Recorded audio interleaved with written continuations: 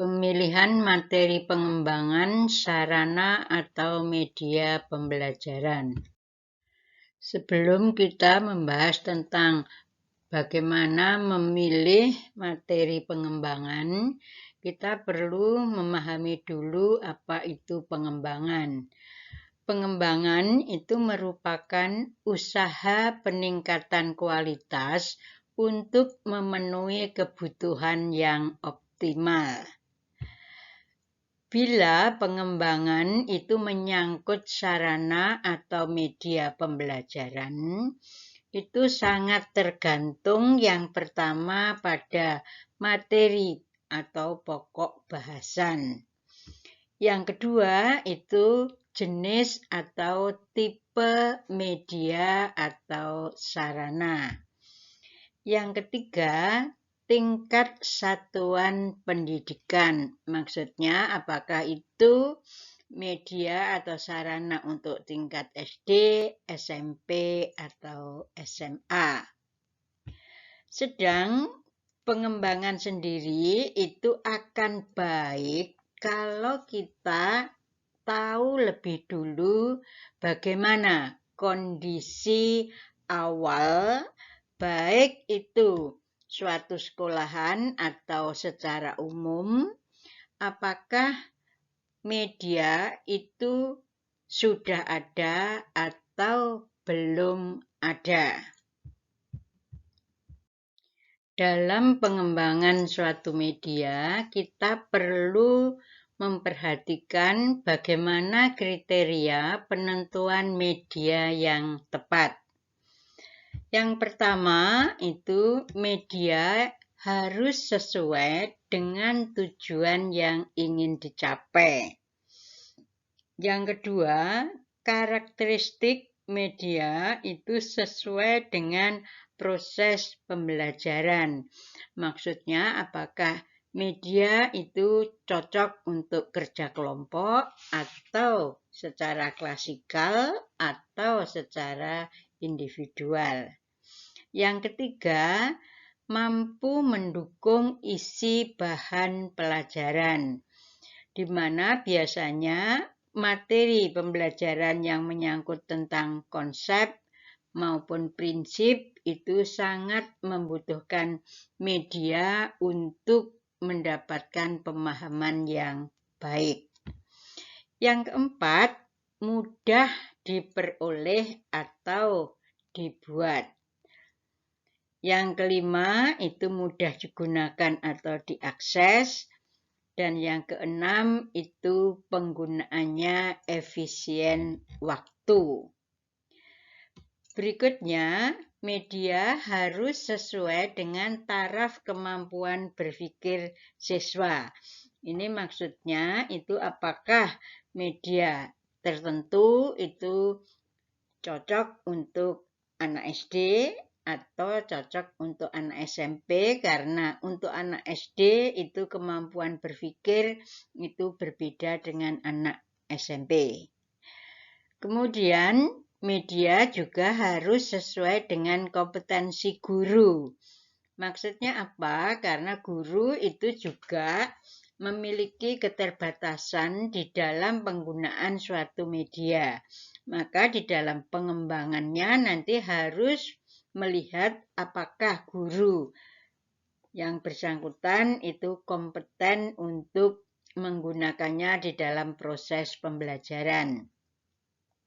Yang terakhir yaitu media itu harus fleksibel, baik itu situasi, ya, kemudian pengguna itu apakah itu digunakan oleh guru atau juga digunakan oleh siswa, kemudian tahan lama dan aman atau tidak membahayakan. Sedang kriteria pengembangan media pembelajaran itu yang pertama, untuk materi yang belum ada medianya. Apalagi materi tersebut merupakan materi esensial atau dirasa sulit untuk dipahami. Yang kedua itu adalah media itu memodifikasi yang sudah ada dengan adanya keunggulan. Maksudnya pengembangan yang lebih praktis, pengembangan yang irit biaya, tampilannya menarik, dan fungsinya itu lebih banyak dibanding dengan media sebelumnya. Yang ketiga, itu lebih diutamakan yang dalam penggunaannya itu mengaktifkan siswa. Maksudnya di sini siswa tidak hanya sekedar melihat.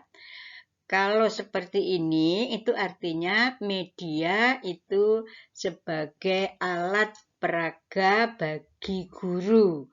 Jadi bukan untuk siswa itu lebih jauh untuk mengelaborasi sendiri terkait dengan media. Adapun prinsip yang perlu disadari di dalam pengembangan media itu yang pertama, tidak ada satu jenis media yang cocok untuk semua materi pembelajaran. Karena materi tertentu itu membutuhkan media yang berbeda. Yang kedua, media itu bagian integral dari proses pembelajaran.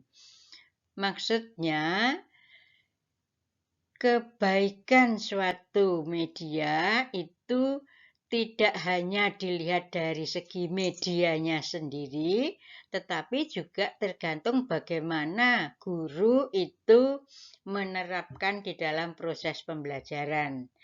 Media bagus, tetapi pengelolaannya di dalam proses pembelajaran itu kurang baik, maka orang akan menilai medianya itu ikut memiliki nilai yang kurang baik. Ya, sehingga karena di sini itu media itu merupakan bagian yang integral dengan proses pembelajaran. Yang ketiga, media apapun itu harus berorientasi untuk memudahkan siswa memahami materi pembelajaran. Yang keempat, penggunaan variasi media itu jangan hanya sekedar selingan, tapi sungguh dirancang untuk proses pembelajaran yang memudahkan siswa itu memahami materi pembelajaran. Yang kelima, kriteria pemilihan itu harus objektif. Artinya, tidak didasarkan pada kesenangan pribadi. Ini sebetulnya terkait dengan kecocokan materi itu dengan medianya. Jadi tidak bisa itu dipaksakan karena yang mengembangkan itu memiliki kesenangan membuat media tersebut.